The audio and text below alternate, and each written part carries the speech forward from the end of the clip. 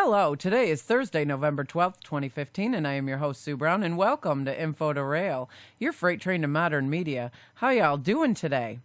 Well, I want to start out by telling you it has been a rainy couple of days here in New York, and you know what? It's not snow. That's all that matters to me.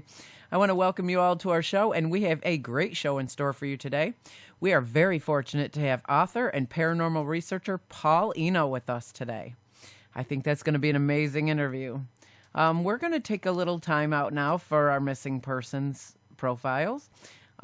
First one we have is a missing girl, Brianna Yount, Y-O-U-N-T, age 14, was last seen in Sugar Creek, Missouri on 11/7/2015. The Dodge Caravan she was traveling in was located abandoned near Highway 40 and Sterling Avenue, Independence, Missouri.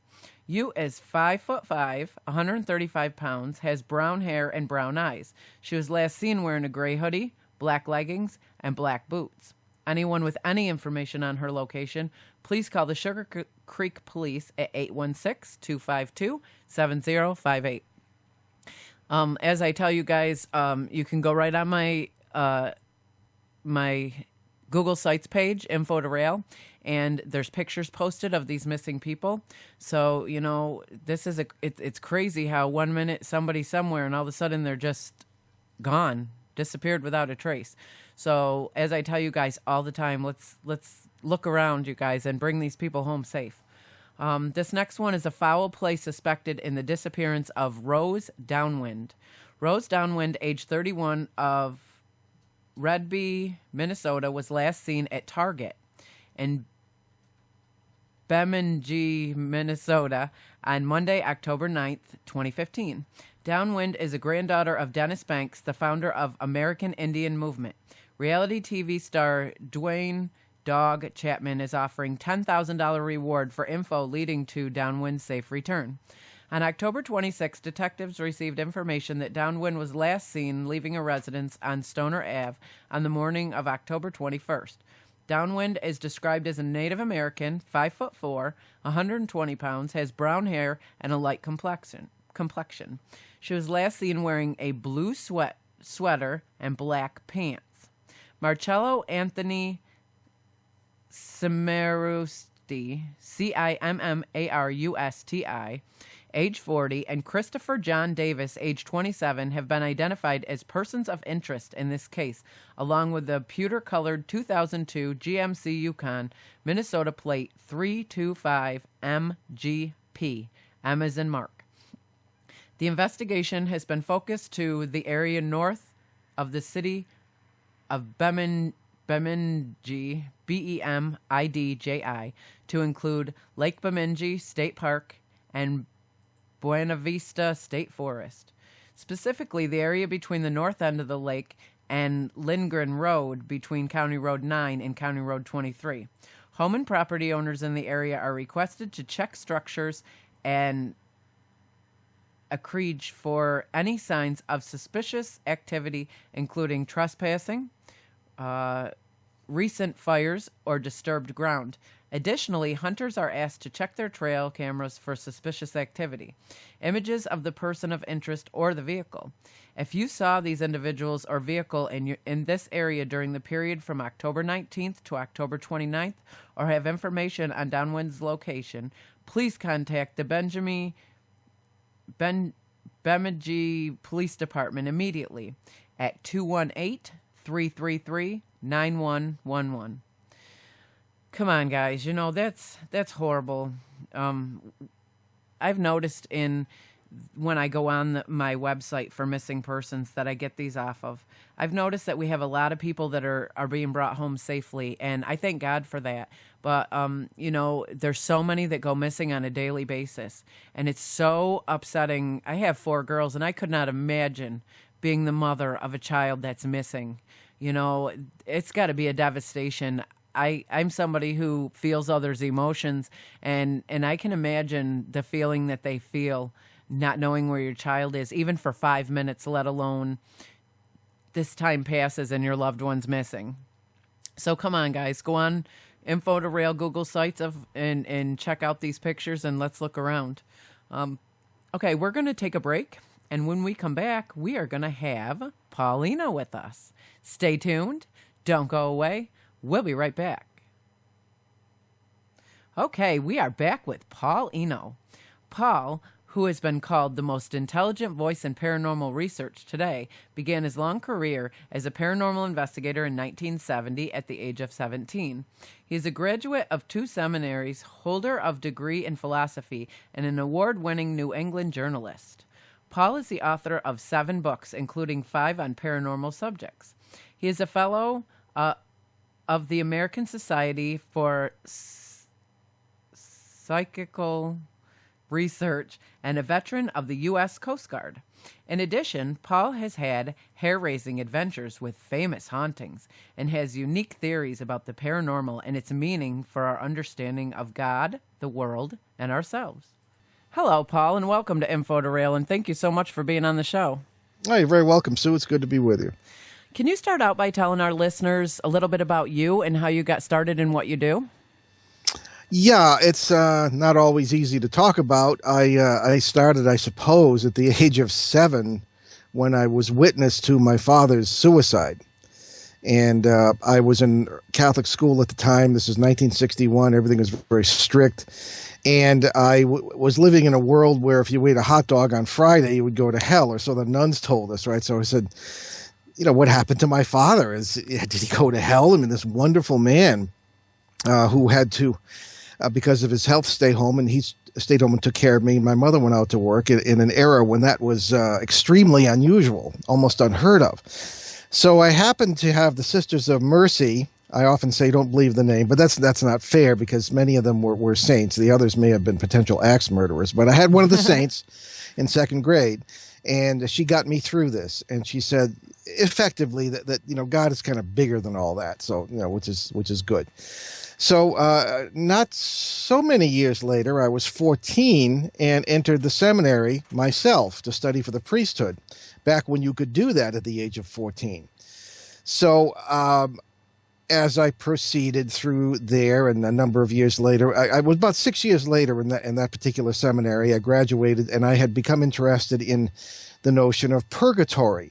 Anybody who is familiar with the Roman Catholic thought on that, it's a place where you supposedly go if you're not quite bad enough to go to hell or not quite good enough to go to heaven. You go to purgatory temporarily and all this business in order to satisfy the Western paradigm of knowledge, which makes you have to pigeonhole everything and understand it. You can't say you don't understand things. Anyway, that was the approach that I took when I first got interested in the paranormal, which was really to find out what happened to my father. So I found a case in the newspaper, potential case, in 1970, began to study it, and it was an abandoned village in northeast Connecticut that was renowned for strange voices and odd things happening. And there was an article including a man who was a local historian who was interviewed for the story. And I got in touch with him. And the following August, 6 of us went out there. These were seminary students along with myself. And we got a lot more than we bargained for. We also had a photo expert who was an adult. We were 17, 18 years old. And this area was very active in the sense that you'd walk into it and hear things, farm implements banging against each other, metal, people talking, dogs barking, cows mooing. Among the many things that happened there, night or day, we heard an ox cart driving by with, matter of fact, it seemed so real we got out of the way. And because this was the following fall, there were 2 trips at the end of 1971, and we could hear the wooden wheels, the hoofbeats of the oxen or horses or whatever they were, and we heard the crack of a whip, a team driver yelling "Hya," and we couldn't see it. It couldn't have been more than 30 feet away, proceeding down what had been a road about 150 years before this. So that was an example of something that got me wondering. Are these people dead? Never mind in purgatory. They didn't show any sign of being dead at all. Are there ghosts, quote unquote, in the classical sense of disembodied entities, of oxen or horses or wooden wheels or whips? And I said, there there has to be more to this. And as time went by and other cases came along, the old ideas about what ghosts are, about a spirit world and a physical world being on opposite sides of some veil, none of that was good enough to explain what I was seeing and hearing, and others by my side were as well. Finally, by 1979, am I answering your question? Because this is, I'm getting into some cases here, but anyway, that's how I got started. And I ended up working through the auspices of my brother, who was a rather well-known priest and professor in Washington, with Father John Nicola, who was a Jesuit priest, who was the technical advisor for the film The Exorcist. Very feet-on-the-ground kind of person, the greatest exorcist expert of the day, certainly in this country. Also with Ed and Lorraine Warren, who were another end of the business, so to speak. They were the grandfather and grandmother, I guess, of modern ghost hunting, quote unquote. And then right in the middle, in the realm of parapsychology, I was mentored by Dr. Louisa Rhine of the Duke University at the time, whose husband, J.B. Rhine, and herself were essentially the founders of modern parapsychology. So I had the three different points of view: theological, popular, and scientific. So I think that kind of gave me a pretty good start. However, it didn't keep the seminary from throwing me out in 1977, about a year or two before ordination, because they didn't like my paranormal work. So I became a journalist, and just by dumb luck, I've been successful at that here in New England, particularly Rhode Island, and I continue researching the paranormal as part of my work as a journalist. I also write about land development issues in the eastern United States and history. So if you are a contractor working on a historical home that happens to be haunted, I'm your guy. I had Bill Hall on my show 2 days ago, and he told me that you worked with him, close with him on a case for Lindley Street, and he said that you would be able to talk with us a little bit about that as well. Sure. Yeah, no, Bill has become a dear friend since he began researching that, and he's the author, as your listeners know, of The World's Most Haunted House. Well, that house was my first major encounter with a knockdown, drag-out poltergeist. Okay, it was 1974.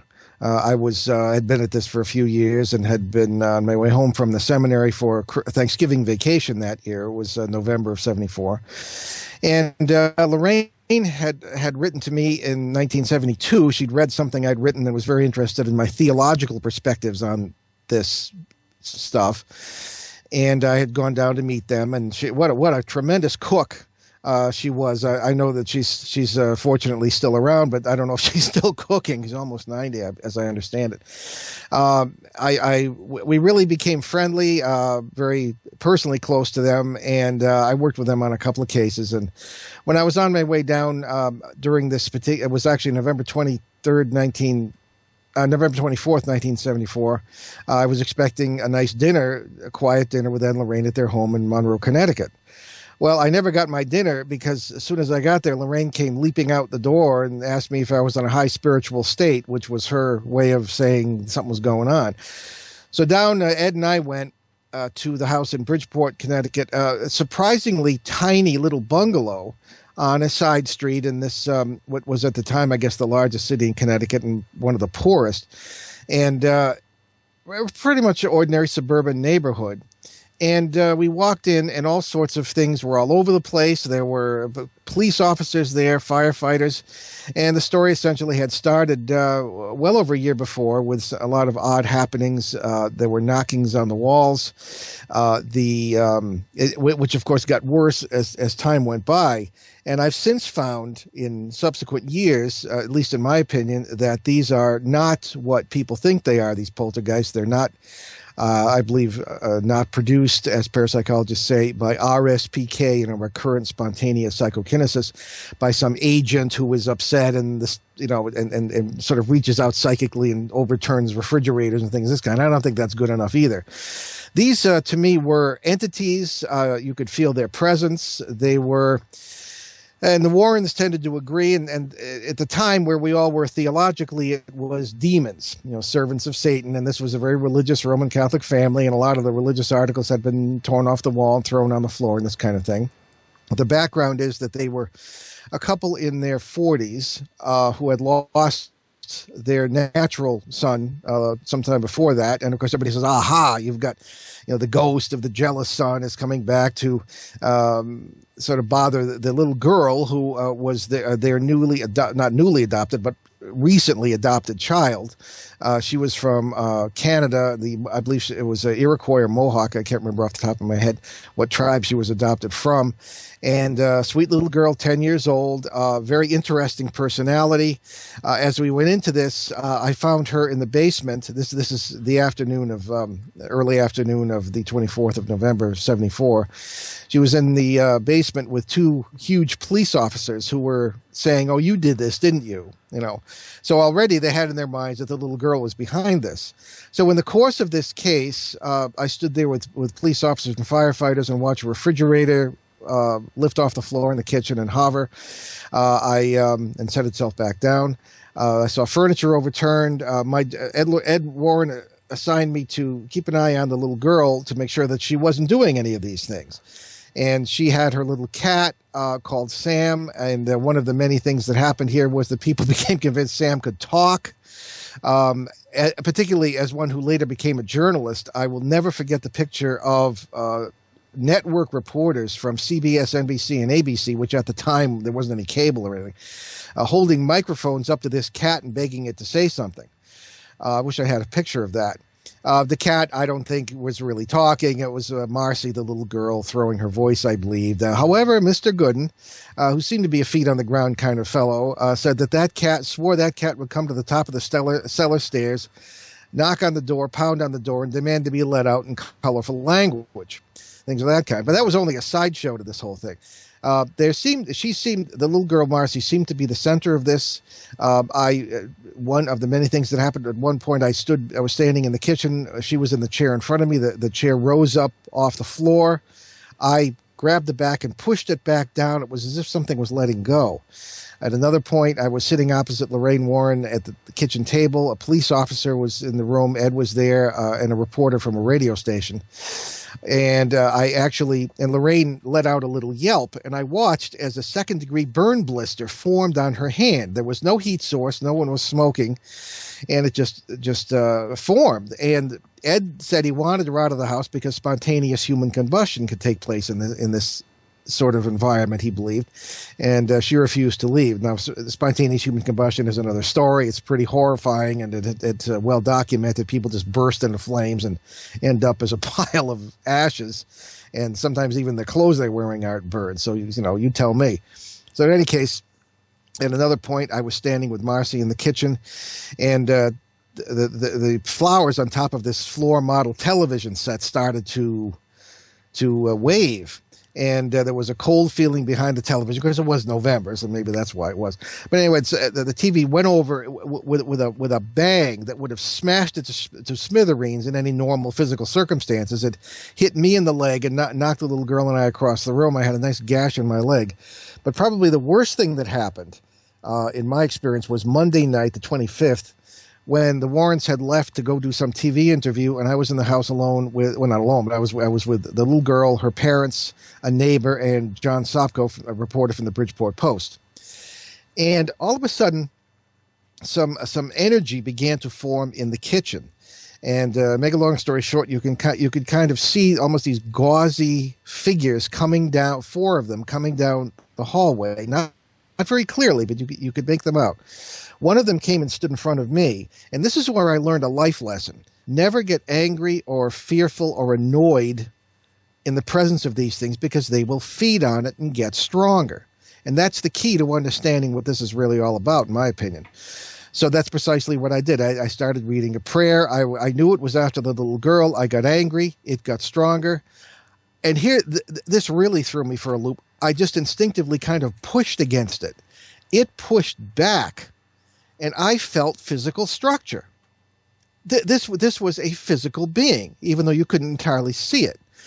It got around me, threw the little girl across the room, and at that point, the energy was getting so strong. I said, this place is going to start flying. We have to get out of here. So I pulled everybody out of the house. Fortunately, the police had cordoned off the street because, as I'm sure Bill told you, there were, the estimates vary, but several thousand people outside this house who'd heard about this because Warren was always talking to the press and everybody knew everything. And it's something I never do, which is ironic because I've been a journalist for 35 years. So they had cordoned off the street. We went out into the middle of a sleet storm, but at least there were no crowds out there. So I went next door to call the Warrens to ask them to come back into the city to help me deal with this. And, of course, long before cell phones, I had to go use somebody's landline. So I did that. Something knocked on the door, apparently following me into this to the door of this other house. Took the Warrens an hour to get back into the city because of the traffic and the crowds because of this thing. And things kind of deteriorated from there. The next day, we simply had to get away, get some sleep, and the Warrens wanted to do some more media stuff, and I had to go back and take a shower about 60 miles to my home in East Hartford.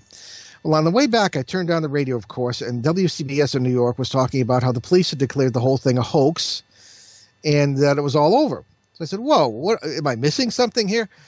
So Mrs. Gooden, the mother, had given me a big hug and made me promise to come back into to get back at the house that afternoon, which I said I'd be back about 2:00.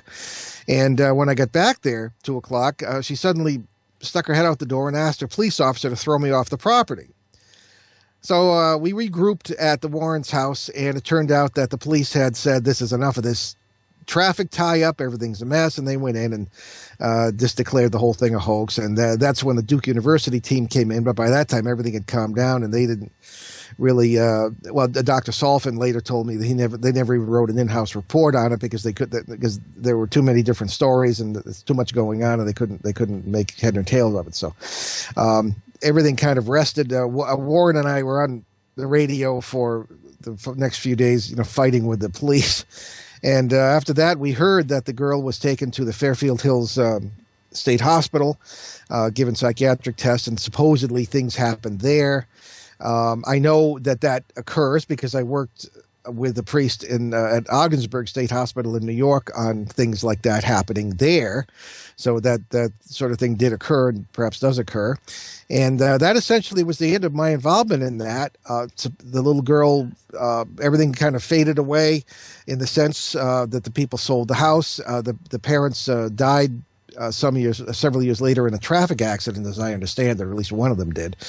The little girl kind of grew up, Marcy, and went back to Canada and then turned up just in the past few years in Ohio and passed away only just this past winter. Bill Hall found this out and maybe mentioned that on the air with you. And rather sad story. I found that children who have been involved in these cases very often will have rather sad lives after these things occur. So that's essentially what that was about. I had been trying to get a hold of, I know that Ed Warren passed, and I was trying to get a hold of Lorraine for an interview, but I guess I know, since she's up there in age, why I couldn't. Yeah, well, she has, I don't know what, I haven't, well, we split up about 1978 because I didn't like some of the things they were doing, and I dared to question the gods of paranormal research. And I say that with respect because I have a lot of happy personal memories of them, but I didn't like the way they were doing things. And, if you look at their websites today, I mean, the theories haven't changed. Everything is the same. There doesn't seem to have been any progress. And maybe they're right. Maybe I'm wrong. I don't know.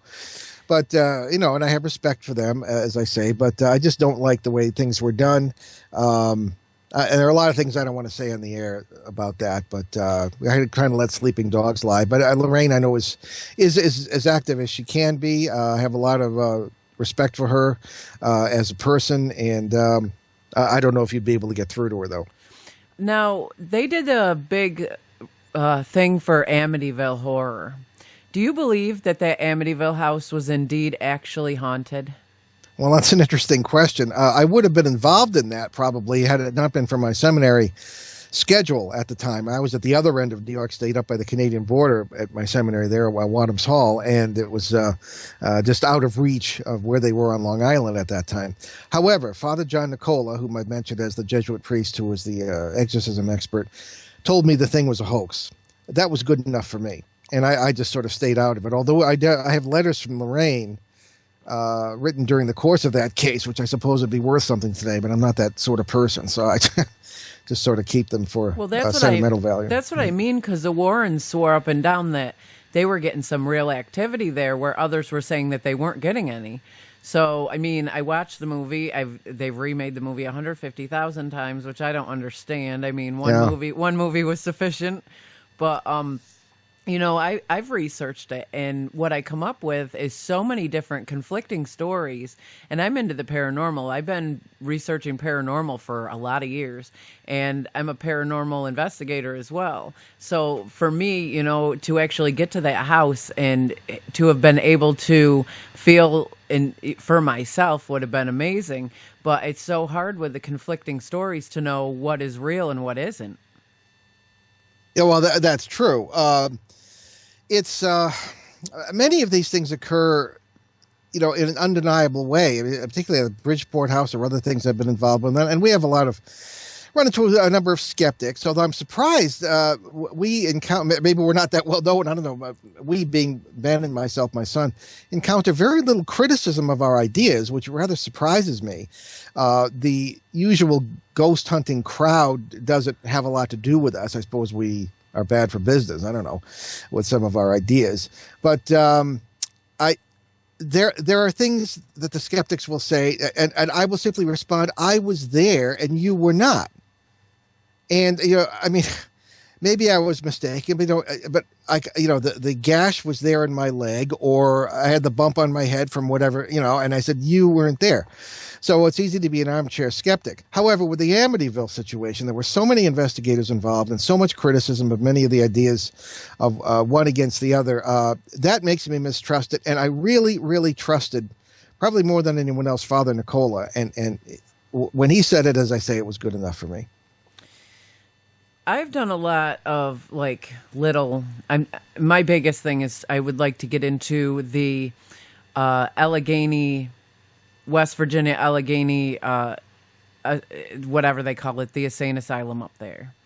That is my dream. That is something that's the first out-of-state place that I want to hit when it comes to paranormal investigating.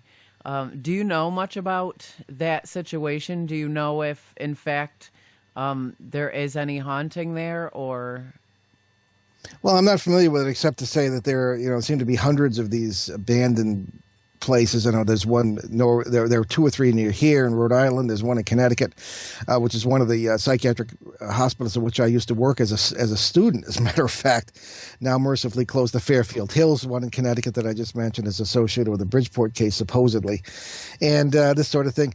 I suppose, you know, they are classic, almost at this point, cliched hotspots for ghost activity, but I think there may be something to that. I mean, the entire planet is haunted. I mean, John Keel, the journalist whom I happen to respect very much, and a paranormal investigator, happened to say that the whole planet is essentially haunted. But there are certain areas where that we investigate, we refer to as flap areas, where there are certain intersects and, for the lack of a better term, portals that take place and that seem to be present, where all sorts of activity is well known and experienced regularly. And among these places seem to be hospitals such as you've mentioned. I think that when you have intersects, you don't necessarily have demons running, or you might. Demons, which we refer to more as parasites, because I don't think the theology quite fits, and I don't know if their theology is the same as ours. Certainly doesn't seem to be. And also parallel world intersects as opposed to veils and spirit worlds, where people are actually, when you experience what we perceive as a ghost event, you're actually perceiving the actual event as it occurred at some point in space and time. Because as quantum physics is pretty much proven at this point, space and time, there is no past, there is no future, it's all simultaneous. And the only past and future is the way we experience it. It's a function of our consciousness. So this starts to change everything. So yeah, I think these places can be very active, so can imaginations. But at the root of it, yeah, you're in a place where great trauma occurred. I saw some of it myself in some of these places. And that's going to echo across the multiverse, if you will. And it's going to pound on some of the doors that may be there. It's going to create multiversal intersects when your mind picks up the signals from whatever world where it's still happening. And all these factors blend into something that can be most unpleasant and very paranormal.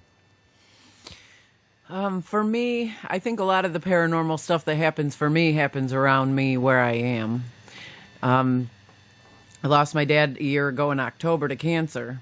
And, yeah, I'm sorry to hear that. Well, it's okay, because you know what? One more second of watching him suffer, you know what? He went in peace, and that I'm okay with it. Oh, yeah. I so am at peace with death, even if it's, you know what, if somebody's in a traumatic car accident, yes, it's traumatic that you lost them like that, but at least they're not suffering.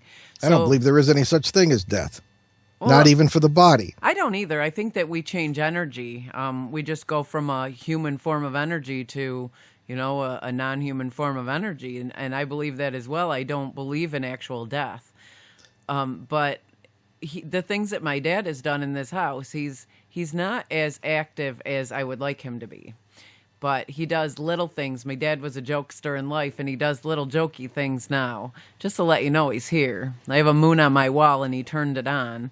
And it freaked me right out because I was by myself in here. And well, how do you know it was him and not you? I couldn't turn that moon on. It was across the room, and I didn't have a remote to turn it on, so it couldn't have been me. Oh, I mean another version of you.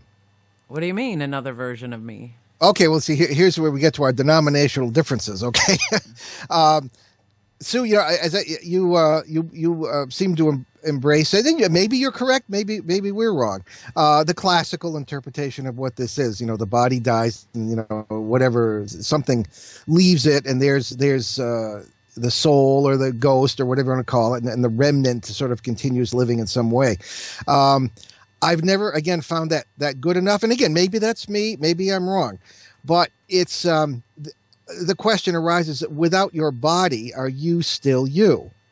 I don't think so. I've never been patient with this ferocious dualism that descends to us out of Greek philosophy. Today we don't know how to think in any other way.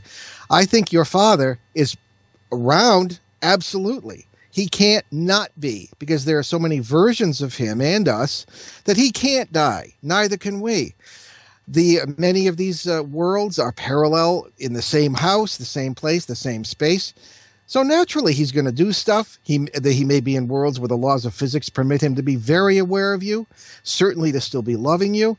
I run into this every single day. You know, it's a wonderful thing. It's really the same thing with maybe a little bit different point of view, that is just different enough to be kind of critical in how we interpret what's really happening here. Now, in my opinion. But how would there be another version of me? I'm still alive. Oh, well, that's the thing. Quantum mechanics, the multiverse, everything. This is not, every physicist doesn't embrace this, but it's becoming very common. Matter of fact, the great Fred Alan Wolf himself, Dr. Fred Alan Wolf, was on our show, and he said we were right. Everything that could happen, everything that could possibly be conceived, does exist in concrete reality somewhere in this vast, elegant multiverse of parallel worlds. So you don't just have, in other words, a physical world and a spirit world. You have probably an infinite number of parallel worlds, most of which are just as physical as ours, all existing simultaneously. It's a difficult concept, but it answers a number of questions. It explains pretty much everything in the paranormal. It explains where our memory and imagination come from, which has never been explained physically by neuroscience. They really don't, you know, they think they might know where memory and stuff is in the brain, because they're looking in the wrong place. We're prisoners pretty much of the island theory, as Ben and I call it, that everything that is us is inside our bodies, pretty much, you know. And the notion of non-locality, which is that our imaginations, our consciousness is shared with, and there have been pioneers on this, like Dr. Carl Jung, who talked about the collective unconscious, things of this kind. These were ideas that are now being embraced by the physics of consciousness. We are not just within ourselves. I'll give you an example, Sue. I love to speak at colleges because I get great questions. They're thinking people generally who come, and they put me in an armchair like Santa Claus or something like at the end of the thing, and all the kids come up and tell me their stories.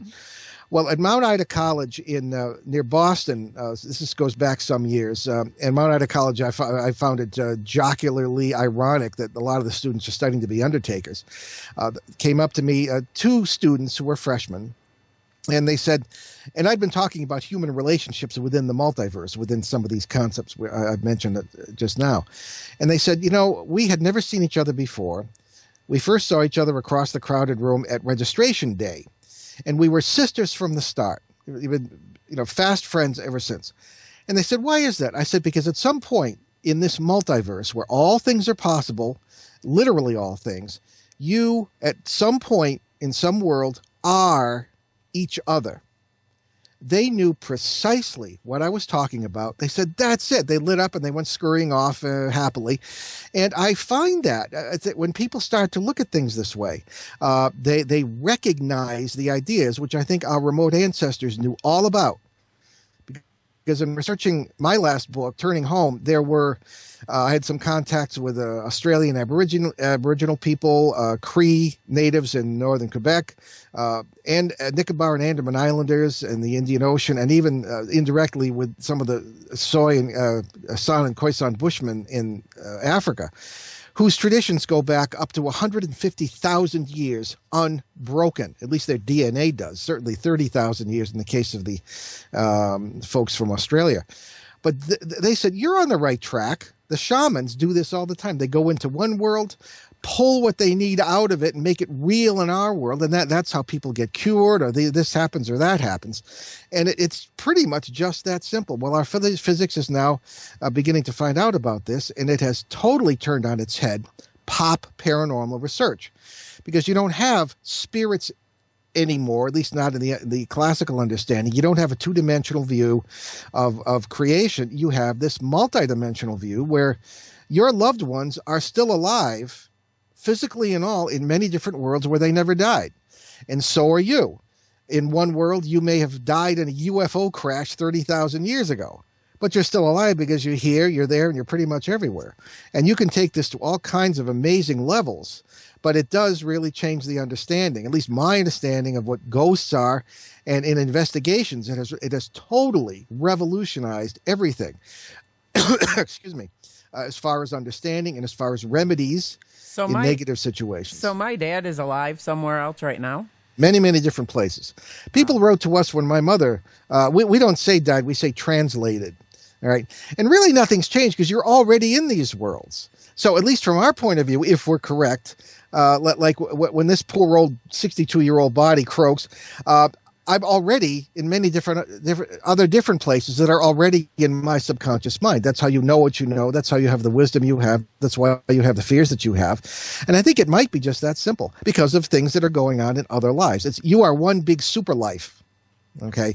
And so was your dad. So was my mom. The people wrote in to our show saying, okay, wise guy, you're telling us how to deal with this kind of loss. How do you deal with it? I said, well, it's not that my mom is with us still in some wispy form or just in our memories. It's that we are with her in many, many worlds where she never died. And my relationship with her right now, she would have been 100 years old yesterday, as a matter of fact, is better now than it ever was. My family, they have dreams of her. They experience worlds in which we are also living where she never died. It's a reversed kind of convex point of view, but I think it really holds up. As I say, maybe I'm wrong. I don't know, but that's how it seems to work for us. So when we go to sleep and we dream, is that in fact a different, we're actually alive in that life as well? Is that a different life aside from the one we're living right now? I think that's very possible. You should try being a journalist with young children. For many years, as I would get up with Ben's older brother and later with him, take him to the school bus, 7:30 in the morning. But I was working at the Providence Journal as an editor. That's the Metro Daily here in Rhode Island, and I was you put the morning paper out the previous night. So I'd get back 1, 2 in the morning, and I'd have to get up early. So I'd had to make up the sleep. So I got into the habit of sleeping a little bit in the afternoon before I went back to the journal for my next day's work.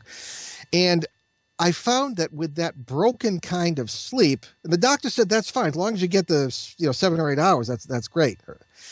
That I would remember dreams much more readily and in amazing detail. And I got to the point where I was writing things down. I found that I would be in worlds where I had long memories of other things that had happened there, of people. My wife and I would go to this is in a dream, of course, to a certain hotel restaurant on a corner in a town in Pennsylvania. I had long memories of being in that world. There were other worlds that were quite amazing, others that were not so good. But despite all these things, I don't have too many bad memories.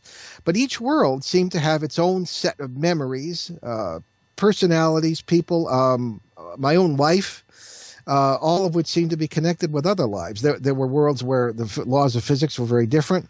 I'm being asked a lot lately about a world that Ben and I thought very carefully about speaking of as when we were going on Coast to Coast one time with George Noory in 2011, and we call it the good world. And it's not heaven. It's nothing like that. People work. There are modes of transportation. But it seems to be a place where we are more native. I'm speaking of the human race. There have been times when I've wondered if we are indigenous to this particular planet. Not to get nuts here, but there are 223 genes in the human genome that shouldn't be there. And it makes you wonder how they got there or how we got here or whatever. But this good world is quite different. It has very odd characteristics. If you want to hear about it, it has odd characteristics such as you can see the sun rising in the morning and setting in the evening, but you can't see it during the day. There is light, but you can't see it in the sky. It's weird. I mean, you couldn't make this stuff up. And the same thing with the moon. At night, there are purple spirals in the sky, and the people from this world are very aware of other worlds, more so than we are here. And there is a certain reaching into other worlds to assist ourselves, other versions of ourselves, loved ones, if you will. And that love kind of extends across the multiverse. Others whom we don't know, and other kinds of beings, other than people. And there are occasional gatherings in this world. And this is all not just through dreams, but through some waking experiences that Ben and I shared and that we didn't know that we were sharing until we started to talk about it. And there are other forms of life, such as we have encountered in our paranormal work, who are benign, some of whom are indifferent. And again, it's a whole different kind of approach. After this Coast to Coast appearance in 2011, we sort of battened down the hatches for an onslaught of derisive emails. We received over 3,000 emails. 2 of them were negative, and one person later apologized. The other 2,800 or so were very positive, and many of them, and you have to expect a certain number of nutballs are going to write in about this, but everybody can't be crazy. People were writing in very articulate letters about their experiences in what we had called the good world. They mentioned events and places to which I had also been, but which I had never mentioned on the air or in any sort of writing. And it really knocked us for a loop to a certain extent, because it sort of confirmed, I suppose, not that we doubted ourselves, but confirmed other people's experience of this. And part of the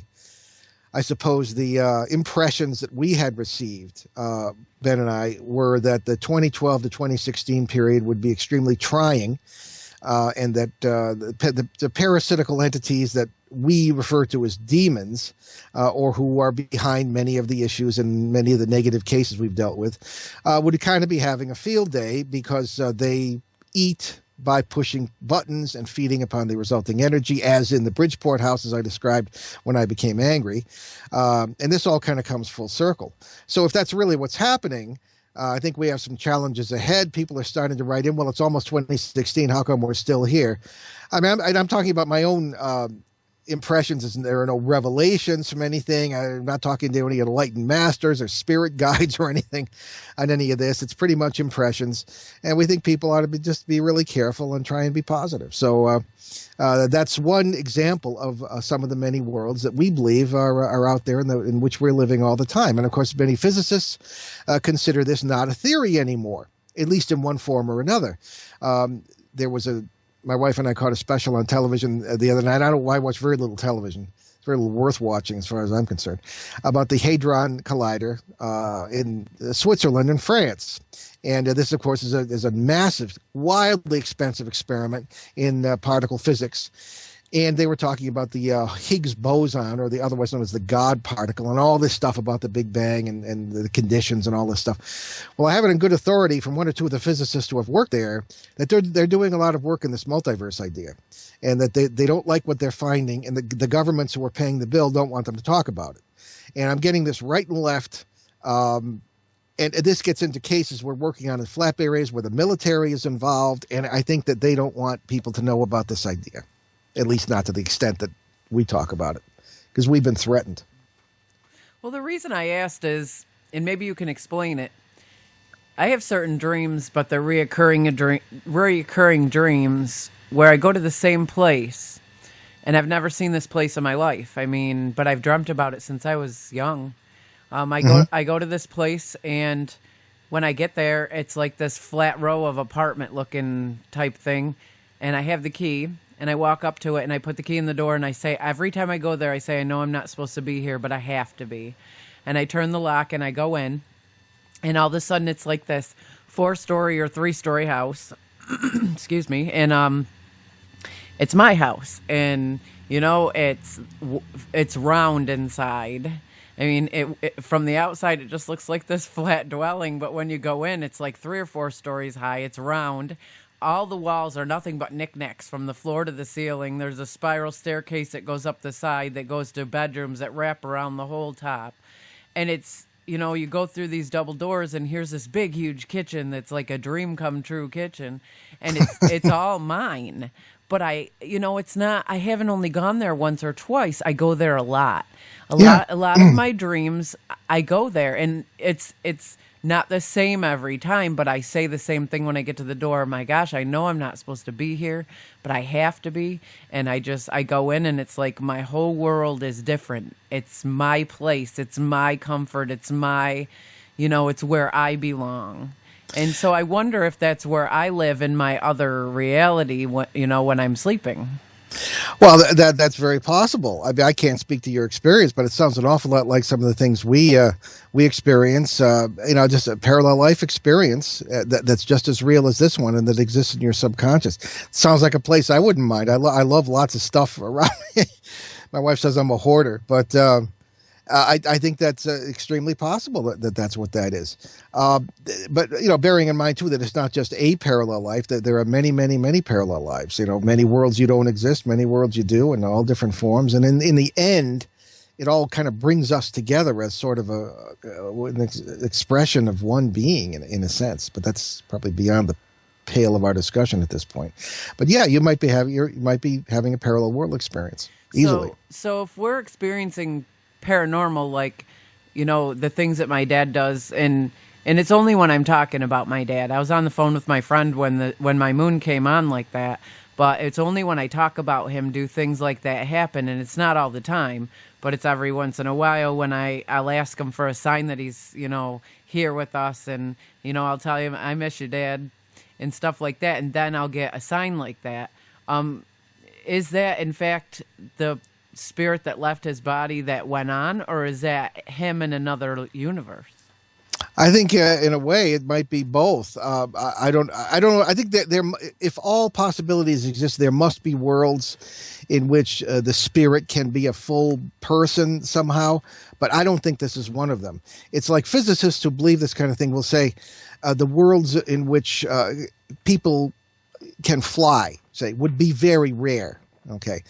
In most worlds, people cannot fly because there's a certain balance among the different kinds of laws of physics. So I think the worlds in which we can be fully ourselves and be some kind of spirit or disembodied being might be very rare. And I don't think this is one of them. So I think, in my opinion, what you're experiencing is your dad in a close parallel world where he's still alive, and is aware of you because of the laws in his world. They're very possible. I can give you example after example after example of that I've run into in cases.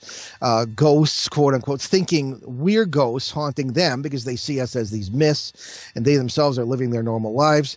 A psychic who in a hospital at one time interpreted a man, quote, waiting for his wife as a ghost waiting for his wife to die in the hospital there, when in reality, and it's a long story how I know this, he was across the river in Canada at a railroad station waiting for his wife, literally, in a world where they would frequently talk to neighbors such as ourselves, and people didn't lock him up for doing it. And he was going to take her home to their house in Prescott, Ontario. All right. And that's what I got out of it.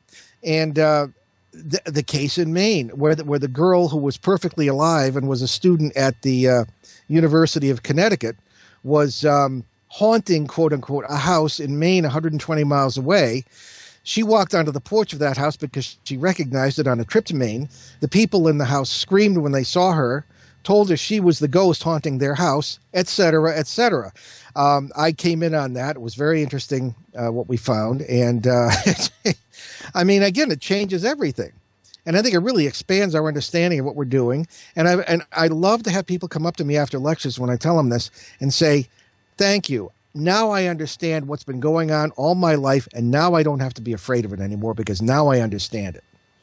Because there are things you should be afraid of, but still. Why is it some of us are more in tuned to the paranormal where others of us don't have any experience with the paranormal at all? Well, I don't think anybody has no experience at all. There's always some story somewhere. I think the answer to that may be on two levels. One is that some of us are busier than others. You know, we particularly now we have electronic lives. You know, we're staring at cell phones all day, Facebook or whatever, and we're busy. We're not quiet, certainly not in our hearts. And the first thing that you will learn in meditation, as I'm sure you yourself know, Sue, but speaking in general, is to try and quiet the mind and quiet the heart. People may be very aware of, or able to be aware of paranormal events or other worlds or whatever, if they simply learn to quiet their minds and hearts. But they don't. On another level, I think there are people who are better at playing the piano than other people. In the same way, there are people who are better at being aware or more open to the stimuli from parallel realities. That sort of thing exists in childhood. As we know, children are very sensitive to this. My son Ben, who is now 23 and about to get married, I can't believe it, and has been my partner in this since the age of 13, with whom I've shared dreams, and he'd just start the story and I'd finish it and that kind of thing.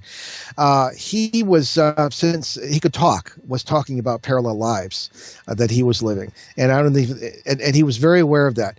But of course, as we go through our educations, particularly elementary education, we learn, well, you know, you don't believe the fairy tales anymore. You know, you have to be straight, you know, sort of an adult and this kind of thing. And these are the social problems you have to be concerned with. And even now in a society that's supposedly so open, we may be interested in this stuff, but we still don't not educate these things out of our children, so that we often lose the belief in these things and the ability to be open to them. Except people like you and I, Sue, I think we're still open to a lot of these things. But I think it's education and it's simply busyness.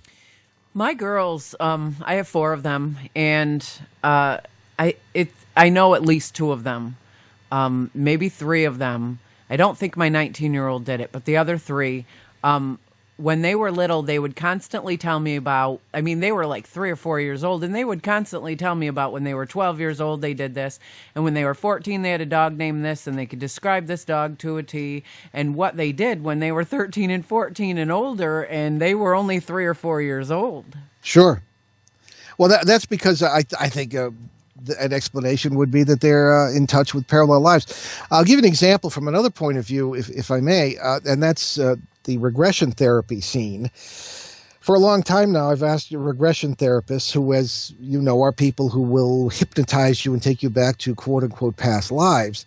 And I'll say, do you ever encounter, because they always ask, what year is it and all this. Do you ever encounter a world that a subject is describing that you don't recognize, or a date that's in the future, or a date, that you can't even recognize? And almost inevitably, they'll say, funny you should say that. Just last week, somebody said it was the year 2148. Or it was some combination of letters and numbers I couldn't understand, or they described a world I didn't understand. They didn't even seem to be human beings in this world, and I found it confusing. Well, that was some years ago, and now most regression therapists are admitting the possibility of parallel lives, at least partially, from the experiences they have with their subjects. And I think this is just another arrow in our quiver of ammunition about maybe this point of view having some legitimacy. I just thought it was interesting. I was never shut down when I was a kid when I used to talk about, the things under my bed or the shadows in my room. I would tell my mom, there's something in my room, and she would say, tell it to be quiet, you're going to sleep. She never told me there's no such thing as monsters, stop acting ridiculous or anything like that. Maybe that's why we're having this conversation. Well, she just kind of told me, just tell them to be quiet, But, yeah. And that's how I am with my kids. I will never tell them that what they're experiencing or what they're seeing or hearing is not there. And good for you. It's important to me because I think as adults, we tend to shut down what it is our kids are actually seeing by telling them that there's no such thing, and we reprogram their brain to not be able to see, hear, or feel it or experience it anymore. Well, I've been called on in many cases involving children, and of course these days you have to be very careful. If they have a bruise that the dad says came from the poltergeist, well, you have to call child services because it might not be the poltergeist, and if it is, you got real problems in either direction. But I always tell parents, don't think your children are stupid. Don't think they're not aware of what's going on, probably more so than you are. So get them involved in the conversation in some way that we're going to have. I don't want to scare them, but hear what they have to say and take it seriously. Absolutely. I have encountered many very interesting invisible friends. Children are to be taken seriously in this. They have a lot to contribute, and they have a lot of wisdom when it comes to these things. I think when a kid tells you that they have an imaginary friend that they're talking to, I think, there's really somebody there that they're talking to. As a child, I can remember, I remember very vividly that my imaginary friend was not imaginary to me. I could hear them, I could see them, I could talk to them. So, for me, I have a lot of people come to me and say, my kid is looking at something in the corner and laughing, or, across the room, they're talking. Do you see that? And what do I do about this? I think my kid's crazy. And I'm like, no, your kid's not crazy. What they're seeing and what they're hearing is really what they're experiencing, and you can't shut that down. If people will go to the Facebook page of our show, the Behind the Paranormal with Paul and Eno, there is a video, it's the first one, that will pretty much knock your socks off. If you look at that, about 6 seconds in, there was this thing, almost like a tadpole, a whitish tadpole kind of thing, coming down out of a tree. And you can only see it for a few seconds, but it's very clear. The background to that is that it was 2010, and Ben and I were in Connecticut, Litchfield County, Connecticut, working on a case that we have been working on now for 10 years. It just keeps getting bigger and involving an entire area. It involves the military, and it started with ghosts and ended up with UFOs in the military. And the little boy in the house, who was 4 years old, had just told us his invisible friend, Ashwar, was in that tree. Well, so I went out, and we were in the middle of filming a pilot for a show that never came about because somebody stomped on it from, I think it was possibly the government, I don't know. But anyway, I got this video of this thing coming down out of this tree when he said his invisible friend was there. Many years later, our dear friend, investigator Shane Searway, whom we have brought, you should have him on too. I just contacted him, and we're setting a date now, probably for Monday of next week. Well, way to go.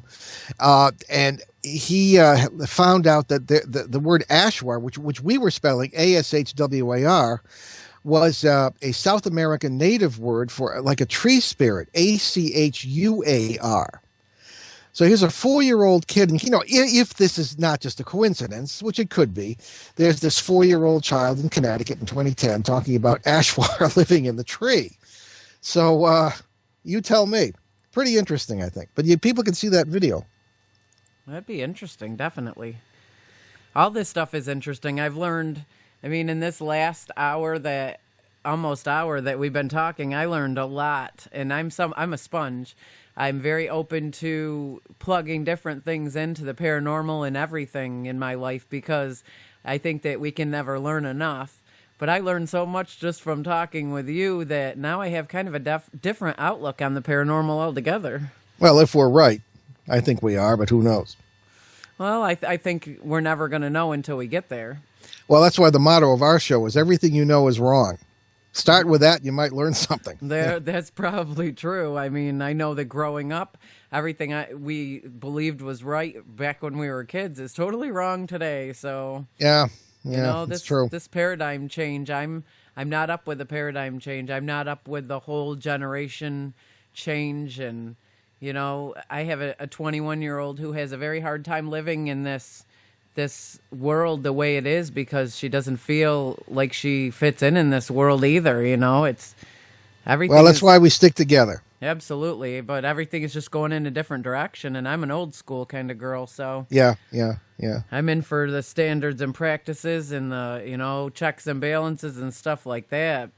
Just I look around and this world is crazy, but I think the thing that makes me laugh a lot, and it doesn't even offend me, is when you talk about paranormal or you even get on the subject, there's so many people who think that you need a pill. Well, yes, but not as much as, I don't think that's as true as it used to be. I think, but it's funny, I would sit around as a kid and listen to my mother's friends talk, and they'd talk about this, that, or the other thing, and but all of a sudden somebody would talk about some kind of paranormal, or what today we would call paranormal, and you could hear a pin drop. Everybody was interested, but it wasn't considered proper to discuss it in a normal sense. Every once in a while, the occasional people would listen. So people are interested. Everyone has their stories, even the biggest skeptics, who sometimes make me mad because they were, I was there and they weren't, and this kind of thing. And they often, I think, are afraid of admitting the possibility of the paranormal because that means they're not in control of the world, and they find that terrifying. That makes a lot of sense. I think that's one possibility anyway when it comes to the super skeptics. We should all be skeptics and feet on the ground, but there are some who just, I have an old saying that for those who are believers, no proof is required. For those who are super skeptics, no proof is enough. So I think that's true. That's very true. I want to thank you for taking your time to be with us today. This was, like I said, this is so educational. And when I was talking to Bill Hall here a couple days ago, he had mentioned your name to me, and I said, that's awesome because he's going to be on here Thursday. So it was so exciting. And then he had given me Shane's name. So, I thought to bring it all together, I wanted to get Shane on here as well. So I just think that this is amazing. I've learned, like I said, in these last couple days between Bill Hall and you, I have learned so much that's changed my outlook on the paranormal in a big way. And you know what? Every day I'll continue to learn more. So that's the secret. Just continue to learn more. I just want to thank you so much. I know that you got a busy schedule and you took the time to come on here, and share with our listeners. And I want to thank you so much for that. Well, thank you, Sue. It was a great pleasure. Great to get to know you a little bit. Well, I'd love to have you back on again. There's a lot to talk about. You're very fascinating. Well, thank you.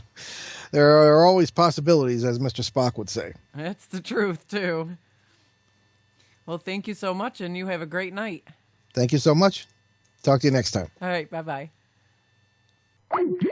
That was awesome, guys. That was a lot of fun. I actually learned a lot about parallel worlds in which I never even... I've dabbled in the thought of parallel worlds a lot, and I think that around us, I think that we have, a parallel universe that lives in the same space we live in right now, and I think they share the same space with us. They're just parallel, and we can't see them, and that kind of pushed me towards that belief a lot more. So That was an absolutely fascinating interview, and I look forward to learning more and more. Well, that's all we have time for today. We post our shows on YouTube, and if you want to know more about our guests and upcoming shows, please visit our info2rail webpage. Just Google info2rail and click on our Google Sites. I want to thank you so much, each and every one of you, for joining us here at info2rail. As I tell you guys every show, and I'll continue to tell you every show that comes, if it wasn't for the guests and you listeners, I wouldn't be able to do what I love to do and bring you guys information. So thank you from the bottom of my heart. I hope to see you here each and every week. We got great guests coming and a lot more to learn. May God bless you and keep you, and may his face shine upon you in these uncertain times. We'll see you soon.